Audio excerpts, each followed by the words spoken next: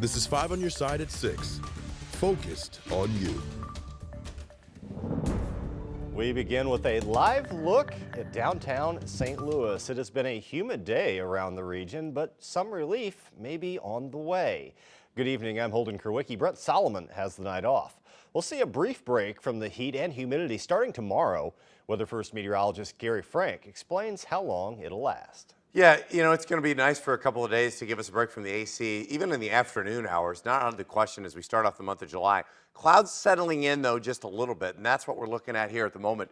As far as right now, the wind not blowing too much, but it's still out of the southwest at about 10 miles an hour. It's 91, but it feels like 99.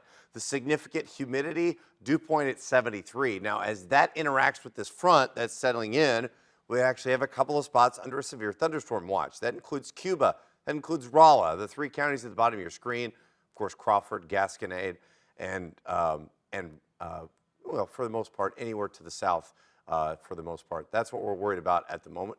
Excuse me.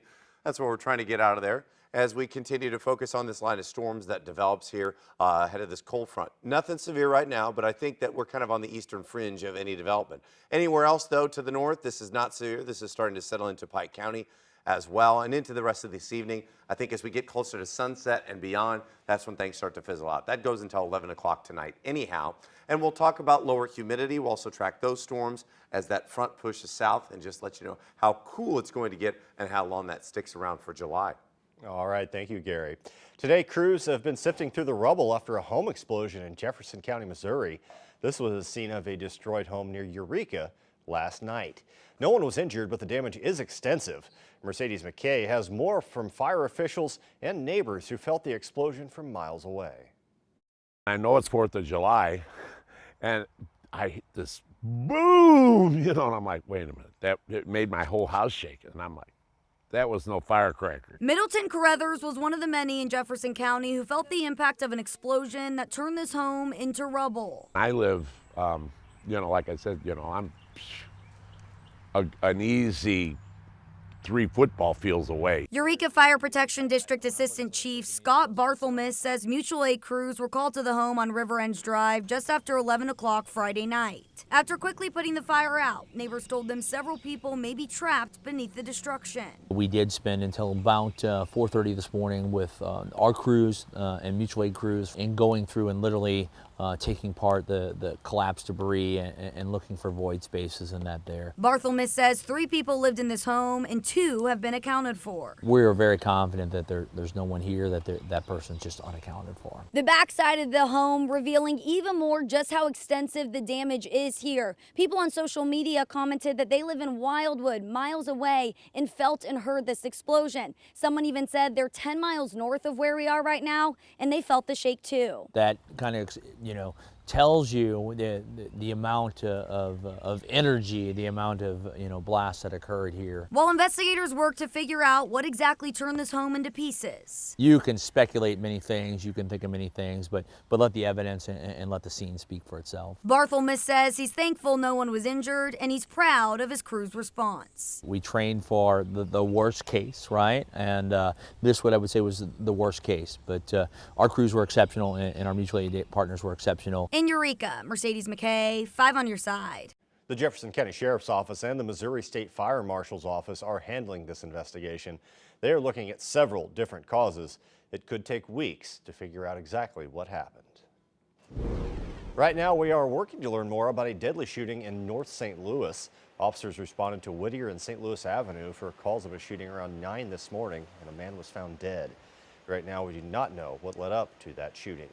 We are also working to learn more about a shooting in Carr Square that sent a 15-year-old boy to the hospital. The teenager told police he was walking on Bryant Street when shots rang out and he was struck in the leg.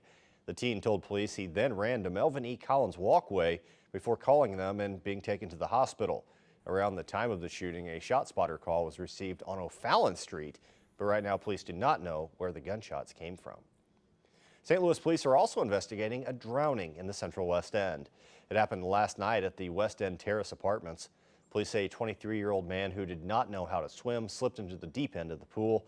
When EMS arrived, he was unresponsive and taken to the hospital where he was pronounced dead.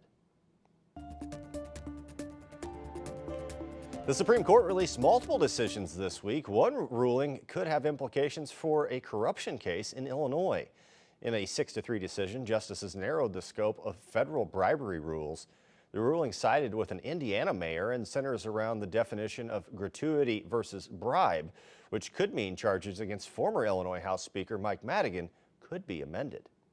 What they're saying is if they give you the money after you do the thing, then that's okay. If they give you the money before the thing, then that's a bribe. Another ruling upholds a law that criminalizes homeless encampments on public property. It's a decision that causes concern for advocates here in St. Louis. Yesterday, Board of Aldermen President Megan Green reaffirmed that the city will not criminalize the homeless for sleeping on public property.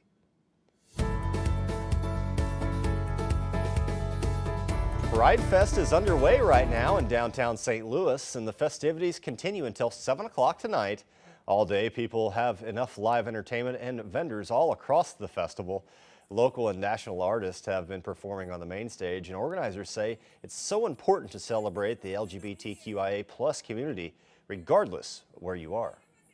We want to have people come and celebrate the beauty and diversity that we have in St. Louis. And I always say this to people, yes, we have 7 different prides here in our area. Pick the pride that most represents you and where you feel comfortable, and go and celebrate pride and celebrate the beauty and diversity that we have in our community. Pride Fest continues Sunday from 11 a.m. until 6 p.m. And remember, tomorrow the Grand Pride Parade steps off in downtown. It starts at noon at 10th and Market Street and runs west on Market to 16th. If you can't make it downtown, you don't have to miss the parade. We'll be streaming the parade live on 5+. That's available on your Apple, Roku, or Fire TV. Are Republicans financially backing one Democratic candidate for Congress? Wesley Bell reacts to questions about one of his donors.